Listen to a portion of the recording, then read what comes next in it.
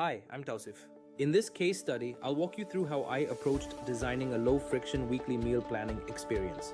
This project is less about recipes or nutrition and more about how people make decisions when they're tired, busy, and trying to stay disciplined. I'll cover who this product is for, how the prototype works, what I learned from testing, and what I changed based on real feedback. This product is designed for single working professionals living away from home, often managing long or irregular work schedules. These users usually have good intent. They want to eat healthier, control expenses, and build discipline. But the challenge isn't motivation, it's sustaining decisions under fatigue. Meal planning breaks down because energy fluctuates week to week. Repetition feels boring, but optimization feels exhausting. One missed day often leads to abandoning the entire plan. Over time, this creates a cycle of planning, breakdown, guilt, and restart. That recurring loss of control is the core problem this product tries to solve. The prototype translates this problem into a simple, linear planning flow that reduces thinking at every step. Rather than starting with recipes or goals, the experience starts by grounding the user in reality. First, the user acknowledges what kind of week they're heading into: heavy, mixed, or lighter. This isn't data collection, it's about setting expectations. Next, the user scopes how much effort they can realistically put into meals. This step is critical. It prevents overcommitment and makes the plan feel safe rather than aspirational.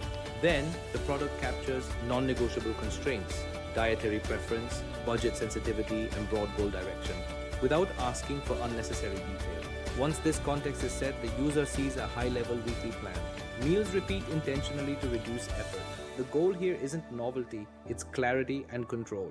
Finally, the experience explicitly supports recovery and reuse. If a day is skipped or plans change, the product helps the user adjust or carry the plan forward instead of restarting. This is where the product differs from traditional planners. It assumes real life will interrupt, and it designs for that. I tested the prototype with 3 users who regularly cook for themselves and manage their own food planning.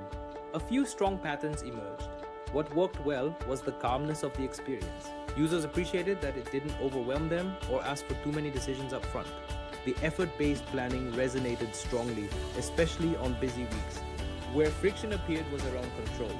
2 out of 3 users wanted reassurance that they could go back and revise earlier choices. One user also expected visible personalization changes earlier, even at the prototype stage.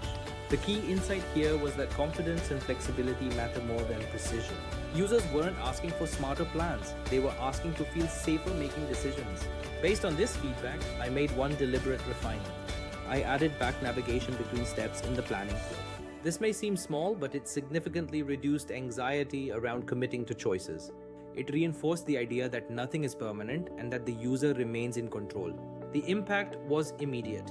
Users felt more comfortable proceeding through the flow even when unsure. This reinforced an important learning for me as a PM. Reversibility builds trust, especially for mentally fatigued users. The biggest takeaway from this project is that sustainable habits aren't built through discipline alone. They're built by reducing friction. When products respect real-life energy, allow recovery, and avoid judgment, users are far more likely to stick with them. If this product were taken forward, the next steps would focus on lightweight adaptability, not more features. Thank you for watching, and I'd be happy to walk through any part of this case study in more detail.